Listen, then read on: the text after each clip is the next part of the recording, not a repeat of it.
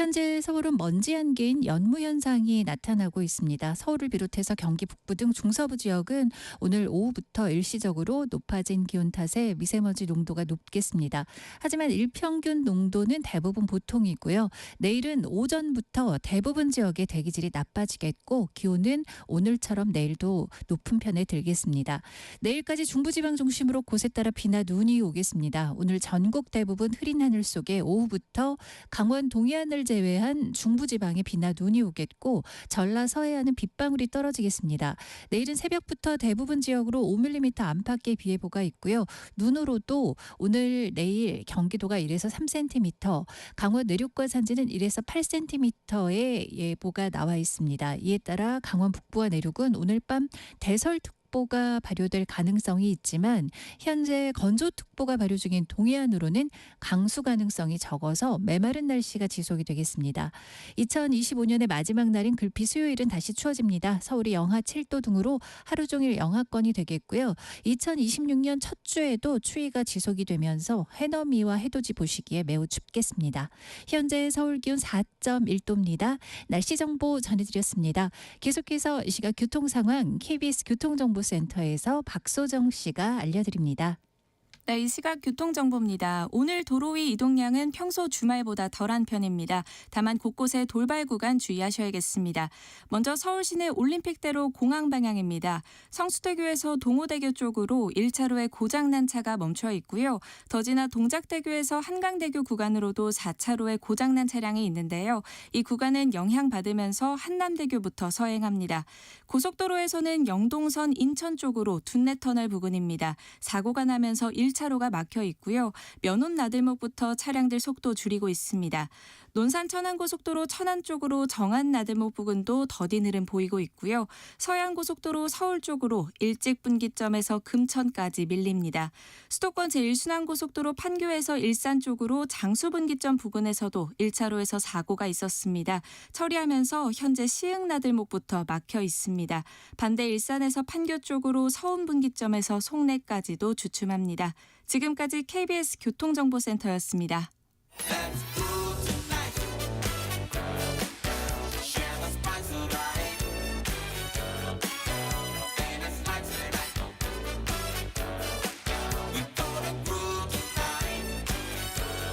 국민 MC 정관용, KBS 1라디오 정관용의 시사본부. 들어보면 달라요. 금융당국이 비상장 주식에 특화된 신규 전자등록기관의 추가 진입을 내년부터 허용하기로 했다는데 이게 뭔 말인지 도대체 모르겠네요. 그래서 이미 그 비상장 주식 관련 일을 하고 계신 쿼타랩의 최동현 대표 모시고 자세한 이야기 좀 듣겠습니다. 최동현 대표 어서 오십시오. 예, 안녕하세요. 네, 비상장 주식이라는 게 뭐죠? 예, 아마 청취자분들이 스마트폰 앱으로 매일 시세를 확인하고 사고 파는 주식, 그러니까 바로 코스피 코스닥 시장에 올라 있는 주식들은 상장 주식인데요. 예. 24년 기준 국세청 자료를 보시면 법인세를 신고한 국내 기업이 무려 105만 개에 달합니다. 하지만 이 중에서 주식 시장에 올라와 있는 상장 기업 수는 약 2,700여 개사밖에 되지 않는데요. 그렇죠. 이게 무슨 뜻이냐면요. 그러니까 흔히 말하는 중소 중견기업이나 벤처 스타트업 기업, 그러니까 우리가 보통 흔히 접하는 기업의 99%는 이러한 주식 시장에 없는 비상장 기업이라는 얘기입니다. 예. 그런데 문제는 이런 비상장 기업들은 여러 가지 현실적인 이유로 주권, 즉 주식을 공식적으로 발행하지 않고 있습니다. 주식을 발행하는데 일단 비용도 들고요. 또 절차도 복잡하니까 종이로 된 실물 주식이든 전자증권 형태로 발행을 하든 아예 이 과정을 생략을 하고 있어요. 예. 그렇지만 이들 모두 법적으로는 엄연한 주식회사입니다. 그래서 공인되거나 눈에 보이는 주권은 없더라도 주식을 발행한 셈 치자 이렇게 발행을 가정하고 있는 상태로 회사들이 운영이 되고 있습니다. 사장 혼자서 100% 지분 갖고 있는 개인 회사도 법인이면은 주식을 발행해야 되는데 그냥 사장 혼자 다 갖고 있으니까 일부러 발행할 필요도 없고. 맞습니다. 그런 거죠. 맞습니다. 원칙적으로 다 발행은 해야 되고요. 예. 그래서 저희가 좀 쉽게 예를 들어서 축구로 좀 비유해서 설명을 하자면요. 상장 주식 같은 경우는 손흥민, 비상장 주식 같은 경우는 뭐 동네 축구의 유망주 이렇게 이제 보실 수 있겠는데요. 예. 상장 주식은 프리미어리그에서 뛰는 손흥민 선수니까 전 세계가 실력을 인정했고 또 매주 경기장에서 얼마나 잘하는지 성적이 딱딱 나옵니다. 그렇죠. 반면에 이제 비상장 주식은 아직 프로팀에 입단하지 못한 고등학교 축구부 에이스라고 보시면 되는데요.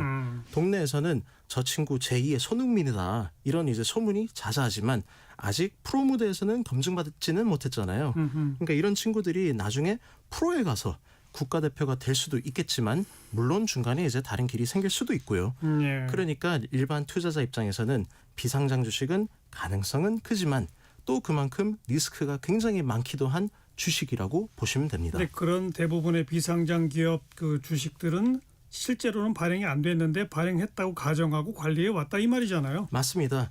물론 그래도 예외는 있습니다.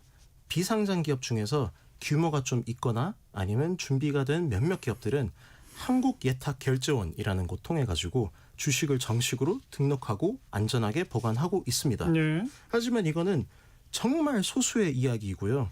현실은 말씀하신 대로입니다. 대부분은 법적으로 주권 미발행 상태, 즉 실물 주권을 만들지 않고 주식을 발행한 것으로 간주만 하고 있는데요. 이런 주권 미발행 상태에서는 실물 주권 자체가 없으니까 회사가 작성해서 들고 있는 이 주주명부라는 것만이 누가 주주인지를 예, 증명하는 유일한 수단입니다. 예. 그렇기 때문에 비상장 주식은 무엇으로 소유를 확인하느냐 아니면 어떻게 소유를 증명하느냐 이게 항상 문제인 거예요. 이거를 확인하는 방법으로는 오로지 회사가 컴퓨터든 아니면 수기로 작성한 거든 이 주주명부라는 리스트밖에 없다는 게 이게 사실은 말이 안 되거든요. 네. 단순히 회사 문서에만 이 주식은 누구 거다라고 이름이 적히는 방법뿐인 건데요. 쉽게 비유하자면 집주인이 마음대로 쓰고 지을 수 있는 종이에다가 이 집은 누구 거야라고 적힌 이런 메모장 같은 거 하나만 믿고 저희가 다 가고 있는 셈입니다. 등기부등본이 아니고. 그렇습니다. 네. 예. 그래서 비상장 주식 사기가 많다 이런 거죠. 맞습니다. 지금 방송 듣는 분들 중에서도 혹시 나도 비상장 주식 한번 해볼까? 하고 솔깃하신 분들도 꽤 계실 거예요. 하지만 요즘 곧 뭐 상장한다, 대박난다 하면서 투자를 권유하는 이런 문자나 카톡 이런 게 하루가 멀다 하고 다 오고 있지 않습니까? 예. 비상장 주식 투자에 대한 관심이 이게 어떻게 증가했냐를 저희가 한번 보면요. 고위공직자 청문회나 재산 공개 때마다 이 재산 목록을 보면 논란의 중심에 항상 비상장 주식이 있습니다. 맞아요. 이걸 보면서 일반 국민분들은 정보 빠른 사람들은 저걸로 돈을 버는구나. 아니면 남들은 모르는 고급 정보로 나도 저들처럼 돈을 벌 수 있겠구나. 이런 기대감, 그런 막연한 환상을 갖게 되는 게 사실은 현실이거든요. 예. 근데 이런 심리를 파고드는 사기꾼들이 이렇게 활개를 칠 수 있는 이유가 시장 자체가 거대한 중고거래처럼 운영이 되고 있기 때문인 건데요. 예. 앞서 말씀드린 것처럼 비상장 주식은 공식적인 발행이나 등록 절차가 없다는 것, 이게 사실은 가장 결정적입니다. 그렇죠. 제3자인 기관이 이 주식은 누구 것이 맞다라고 보증해주는 안정장치가 사실상 전혀 없다는 뜻인데요. 쉽게 말해서 비상장 주식 거래는 등기부 등본 없이 집을 사고 파는 것과 똑같습니다. 그렇죠. 우리가 부동산 거래할 때는 적어도 그래도 등기부 등본을 떼서 집주인이 맞나, 뭐 압류는 없나 저희가 이런 것들을 확인하지 않습니까? 확인하죠. 상장 주식은 이러한 확인을 통해서 공인된 증권 거래소라는 안전한 시장에서 거래가 되지만 비상장 주식은 이 주식에 대한 확인이 불가능하고 또 한마디로 개인끼리 아름아름 직거래하는 방식으로 거래가 되는 겁니다. 예. 주식이 발행되어서 등록되어 있지 않으니 파는 사람과 사는 사람이 1대1로 만나가지고 이 주식 있어요 하고 보여주는 이런 캡처 화면이라든가 아하. 아니면 회사 통해서 받는 이런 확인서 종이 한 장, 이게 이제 확인할 수 있는 방법의 전부인데요. 네. 오직 그것만 믿고 굉장히 큰 돈들이 지금 오고 가는 겁니다. 그러면 판매자가 주식 하나를 가지고 10명, 100명한테 동시에 팔아먹는 이런 이른바 이중 매매를 한다고 해도 구매자 입장에서는 돈을 보내고 또 나중에 해당 주식의 회사에 이제 전화를 해서 거래 인정에 대해서 묻기 전까지는 이 거래가 사실상 사기인지 아닌지 알 방법이 지금 전혀 없는 겁니다. 진짜 위험하네요. 맞습니다. 그래서 누가 이렇게 돈을 보냈는데 판매자가 주식을 안 주고 잠적해버리거나 아니면 판매자가 존재하지도 않는 유령 회사의 주식을 위조해서 팔아먹거나 사는 사람 입장에서는 사실상 이런 거를 확인할 길이 지금 전혀 없어요. 그래서 청취자 여러분께도 꼭 당부드리고 싶은 게 있습니다. 혹시라도 뭐 대박 난다, 상장이 임박했다 이런 달콤한 투자 권유를 받으시더라도 절대 서두르지 마시고요. 예. 앞서 보셨다시피 이 시장 자체가 지금은 안정장치가 아직 매우 부족하기 때문에 반드시 정말 반드시 공인된 전문가를 통해서 팩트 체크를 거치셔야 하고요. 그리고 이 회사가 실체가 있는지 가격은 적정한지 꼼꼼히 따져보시고 결정하셔야 한다는 말씀을 꼭 드리고 싶습니다. 그런데 앞에 잠깐 언급하셨듯이 극히 소수지만 일부는 한국예탁결제원을 통해서 정식으로 주식을 등록해온 그런 기업들도 분명히 있다고 했지 않습니까? 그런데 왜 대다수 비상장 기업은 이걸 못했거나 안 하느냐? 그게 문제였죠? 맞습니다. 왜 못하거나 안 했죠? 그 가장 큰 구조적인 문제가 뭡니까? 예. 일단은 핵심으로 놓고 말씀드리자면요. 일단은 문턱이 너무 높다는 겁니다. 예탁결제원은 소위 말하자면 주식시장의 메이저리그 같은 곳이거든요. 예. 현재 상장 시장을 뒷받침하기 위한 그런 이제 존재를 굉장히 크게 이제 하고 있는 곳입니다. 그런데 이 시스템 자체가 삼성전자나 현대차 이런 이제 대기업에 맞춰진 아주 이제 거대하고 정교한 시스템이기 때문에 전국에 흩어진 이 100만 개가 넘는 비상장 기업 이런 것들을 이제 단 하나의 기관이 다 심사하고 관리한다? 이거는 지금 애초에 물리적으로 불가능한 안 되네요. 구조입니다. 예. 맞습니다. 그래서 저희가 또 이제 쉽게 비유를 하나 또 꺼내 보자면요.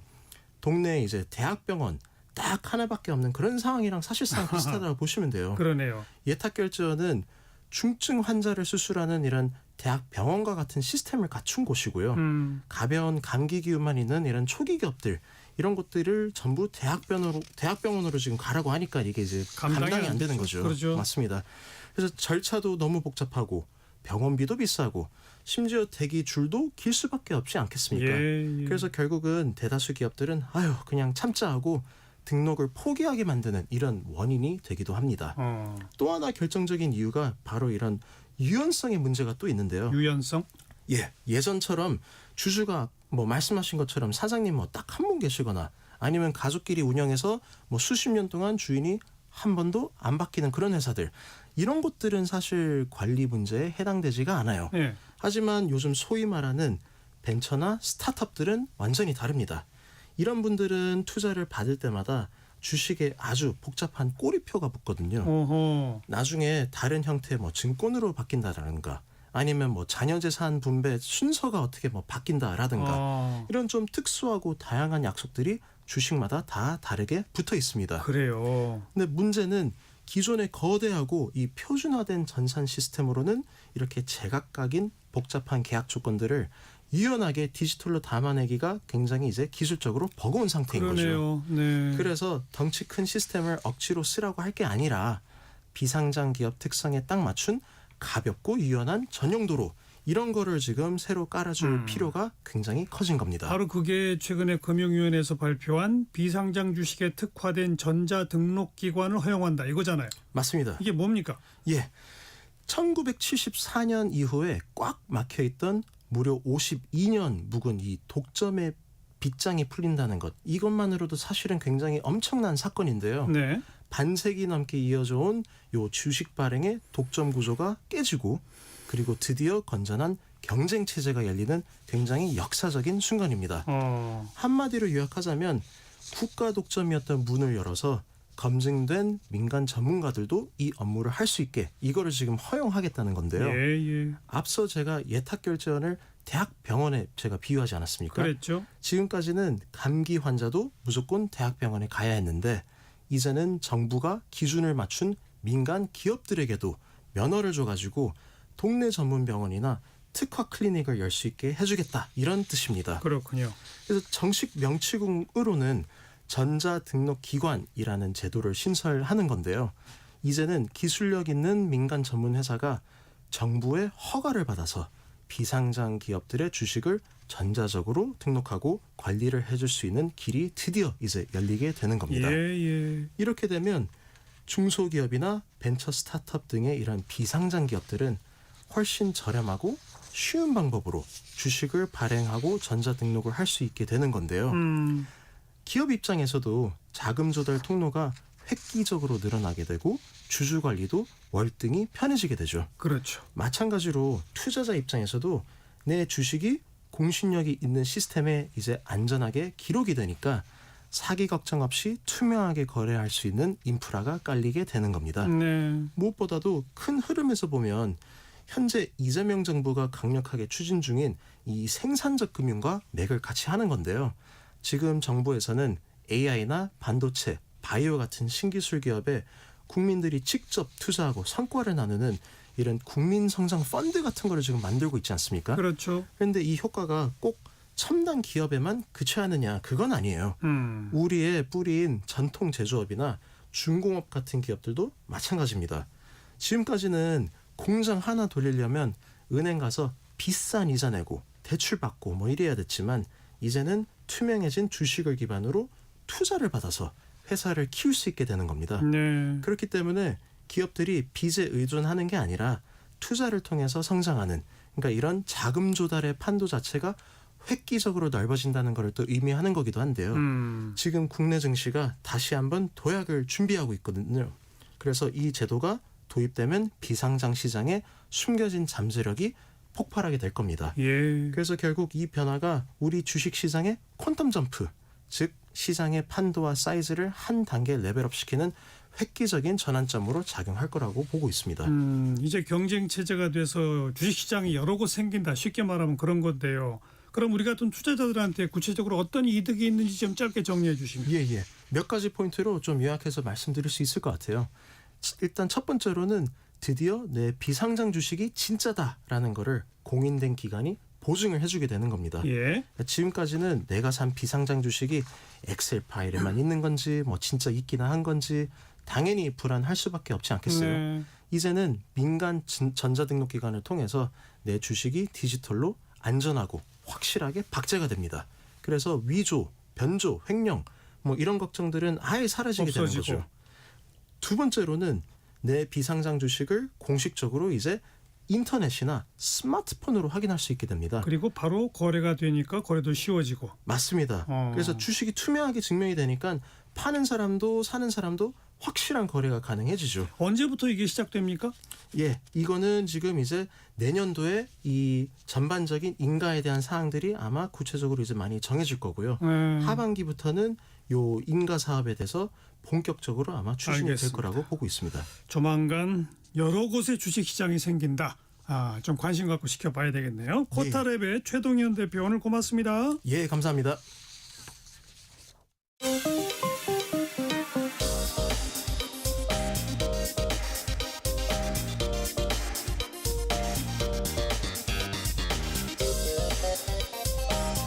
팩트 체크. 진짜 뉴스.